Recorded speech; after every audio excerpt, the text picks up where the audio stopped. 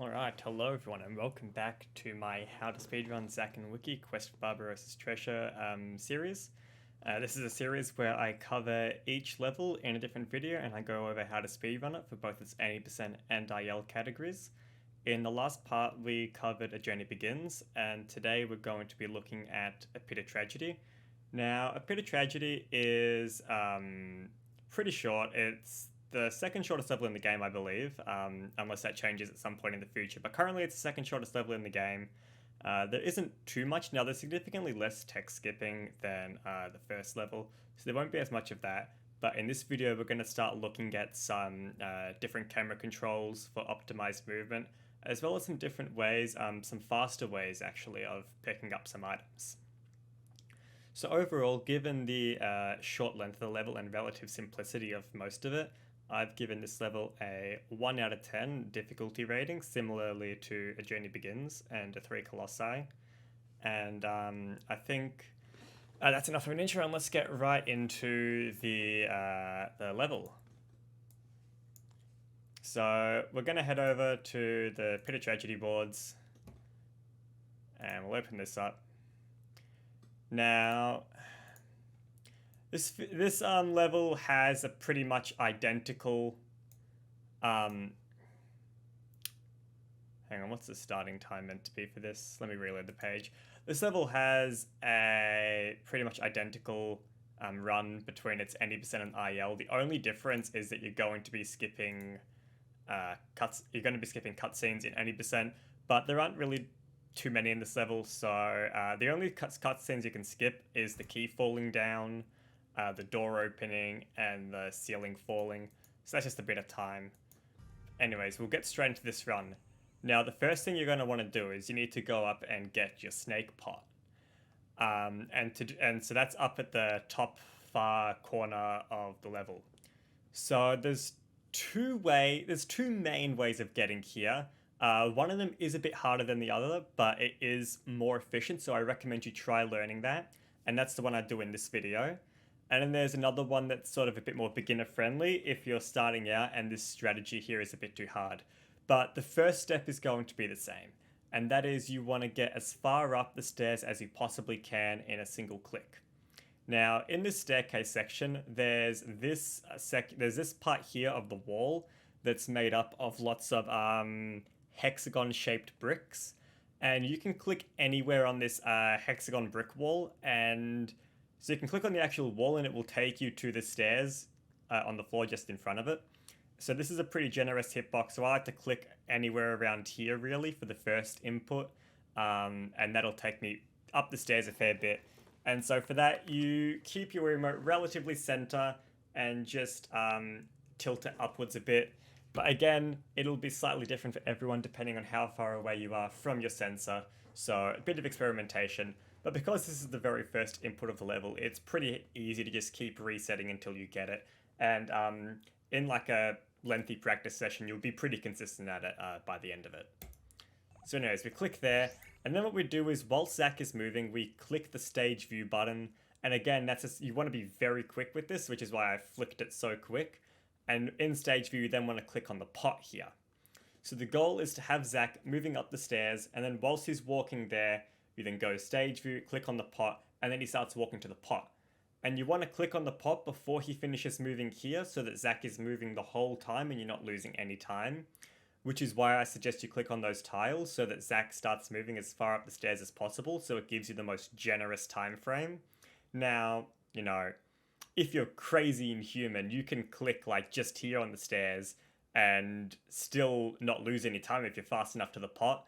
But give yourself as much time as possible. Like, make the time frame as generous as you can. It'll just be a lot easier for you to do this because often you can miss this pot as it is a fairly small hitbox. But yeah, there we are. As you can see, Zack didn't stop moving. If I play it back, as you can see, Zack will do this without stopping the whole way. And he moves to the snake. And there we go. Next step is to itemize it. Now, when you itemize items, every time there'll be like this puff of smoke and the item will bounce out. Now, there's two strategies for picking up these things faster. And that is you can actually grab the item in midair, although this is very tricky. You need to know which direction the item's going to go flying in, so you sort of know where to put your cursor. And if you can grab it midair, that's great. That's really good. There are a few areas later in the game where it's really consistent and the item always bounces in the same section, so those tricks are easy to practice. But there's a lot of areas where, which way the item bounces will differ a bit. But yeah, picking up items midair is a really useful trick to have for lots of parts of the level. But what we do here is this silly gripper will always land in the same spot. And what I'm doing is I'm walking to an area where I am as close to this totem as possible, because this is our next location, but I'm also in range of the slither gripper, so I can then grab it and then walk. So whilst I'm waiting for the slither gripper to fly through the air and land, I'm putting myself closer to the totem so that I don't have to walk as much distance once I pick it up, which saves a bit of time. Now, this is especially useful for itemizing heavy items. So heavy items are items that you have to carry with both hands, and when carrying a heavy item, I think you walk at about half speed or something like that, but you walk much slower. The main examples of heavy items are totems and the mole drill and like the icicle. Those are the ones that come to mind, but there probably are some others. And for those ones, you usually want to do this trick instead, so that you're minimizing the amount of distance walking whilst carrying that item, because you're going to be walking slower. But for a lot of lighter items, it's better to just grab them midair. There are a few areas where you would want to grab a heavy item midair, but we'll cover those when we come to them in those levels. Yeah, you could experiment a bit here. You want to get as close to the totem, not as far left. Like the totem is a bit upwards, so you also want to move upwards as well. And look, again, this will come down to, like, as you do this more and more, like, you'll develop some experience and you'll figure out exactly what Zack's grab range is and how far you can actually go. And this trick will be tricky at first, like, you're gonna mess it up a lot, but with some practice, you'll sort of know roughly where on the ground to click, and where the slither grip is gonna be, and yeah, you'll pick it up with time. Anyways, there we are, we pick that up as soon as it lands. And then we head straight over to the snake totem. And as you can see, I aimed at the top where the red thing is, because the red disc is much wider. That's a much more generous hitbox. I've got significantly less chance of missing it if I were to, say, try and click here, which is much thinner. So I aim the Wii Remote up to hit the red section where there's a lot more space. And then, as you can see, whilst I was walking, I sort of had my Wii Remote in the roughly correct position for where the key is going to be. If you just like sort of put it where the key is here, that'll transition just fine into here, where you can press A, and as you can see before the screen even opens, I'm already got the slither gripper at the key. So do that, and then just press A, getting ready to grab it. And as soon as the Wii remote grip controls disappear, just hold A and yank it back. Because if you've left your remote in the same position, just holding A and yanking it back will be enough to rip it off. But you can do a light yank. You can do like a light tug and it won't break it. So make sure you get a lot of movement on that to actually break it free. Otherwise, you'll get a light tug. And again, if you're in the ILs, there's a cutscene there you can skip. If any percent, you'll just have to watch the thing fall. Now, grabbing this key is a bit finicky, but the faster you do this is where like the major time save is for the ILs. At the moment, grabbing this key faster, it'll always land there, but it's a bit finicky, and I haven't actually been able to get a cursor skip grab on this before. I'm not sure if you can. Maybe the item takes a little while to actually register that it's interactable. But anyways, you want to pick up the key next, and then we're going to head over to where this hexagon tile wall is again, to click here. And again, anyway, you click anywhere on this hexagon brick wall, and it'll take you to the stairs directly in front of it, which is down here off screen where you normally couldn't click. So you want to aim as far this way as possible, again, so you can get as far down the stairs as possible, so you have a much more generous time frame for the next thing. Which I actually didn't do in this. Never mind. Okay, so in this one, I actually did the safer route. And this is what I was saying earlier at the very beginning of the level. You can do the safe route, which is, so at the beginning of the level, you would go up the stairs and you just hold B and sort of click around to the pot if you don't want to do stage view. And I've done the safe route here. But normally what you would do is you would click the brick, then you would go stage view, and whilst you're walking down the stairs, you would click on the door, and that's what I do now. But that is a much, much harder thing to do than the pot. Like, the pot is fairly easy once you practice.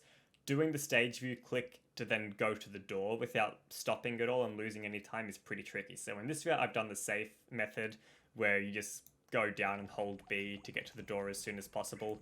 And you can do that as well to get to the pot if you want to go a bit safer. But the stage view strats are always are a bit faster. They just require a bit more practice. But choose which one you feel most comfortable with. Anyways, next we get to the door. Now, keys in this game are a bit finicky sometimes. Usually I'm pretty good with all the keys, but this door specifically sometimes messes up a bit. I'm not sure why. I've actually come to call this level Key of Tragedy over time because of how many runs I've lost to having a bad key here. So my strategy for this, and again, this is just my strategy, it might work for you, it might not, like experiment, find what works best for you, but what I tend to do is I hold the Wii remote straight at the sensor. As soon as the motion, I press A to skip the motion controls, and then as soon as that's done, I do one twist motion like that. So I use both hands and I just twist it 180 degrees. And you can experiment. Now, again, when you go too fast, controls are a bit finicky. That's about the speed I do it. But experiment, see if you can go faster, or you might have to go a bit slower, but that's how I do pretty much every key in the game. And hopefully that works for you. Now again, if you're in ILs... The slower the key works. All the other ones I can go really. Okay, yeah, quiet. So again, this is another cutscene you can skip. But make sure, like, the HUD disappears here. But yeah, so wait for, like, the black screens to come down before you press minus. Otherwise, you are going to get the Wii Remote grip controls show up again, even once the door starts sliding down. So wait for the black boxes to come down, then press minus to skip that cutscene if you're doing the IL. And then next, we want to path back up to the Slither Gripper. So once again, you want to aim for the tiles or as far up the stairs as you can go. Then you want to press stage view, grab the Slither Gripper. Now the Slither Gripper is a bit sort of tricky, but you just want to sort of aim on the line where the top of the floor meets the background, and you should get the Slither Gripper. Now, because you've already picked up this item, you aren't going to get the item get scene. So you just have to look closely at Zack. And once he's like bending down to pick it up, you can't cancel it.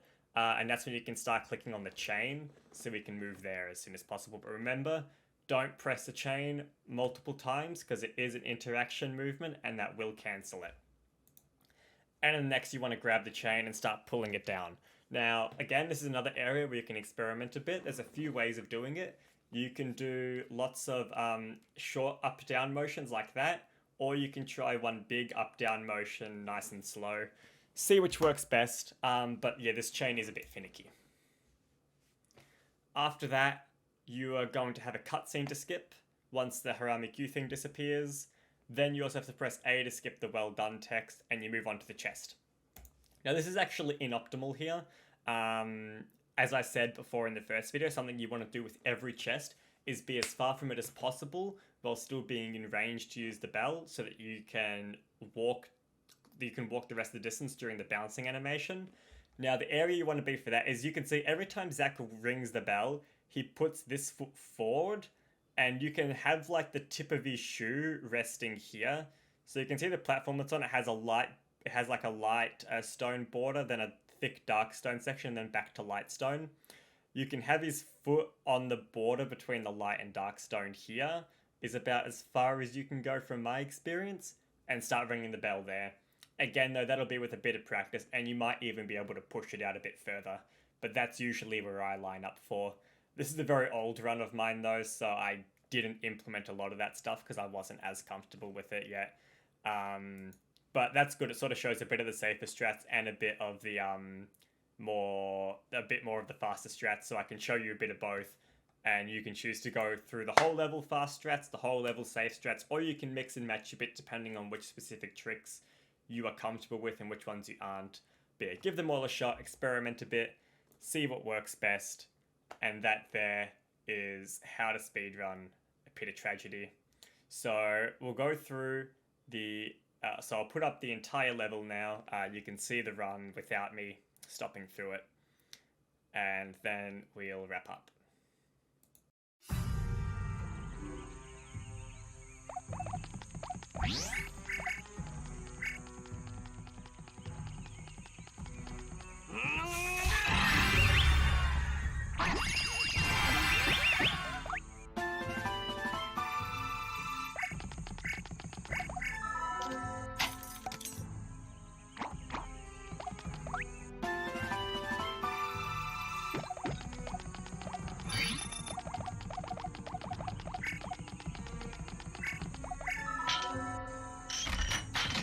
If I go slower, the key works.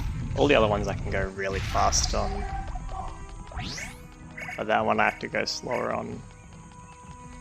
For some reason.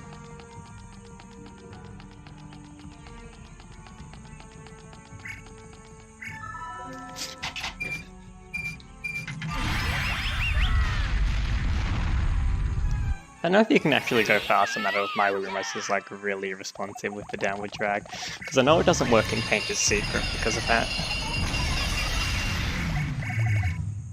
I don't know, I'll have to watch other people's Pit of Tragedy and see how fast they pull it. Alright, and that there is my tutorial on how to speedrun a Pit of Tragedy for both the IL and any% categories. So this one implements a few new strategies, such as some more advanced camera controls in order to optimize the movement and mid-air pickups. But with a bit of practice, you'll be able to master them fairly quickly. Aside from that, the rest of the run is quite trivial. In the next part, I'll be going over how to speedrun the 3 Colossi, and in that, there'll be some new tricks regarding handling items in order to make use of them more efficiently or optimize movement. I hope this video was able to help you pick up some small tips and tricks to help with your runs, and I will see you all next time. Thank you for watching.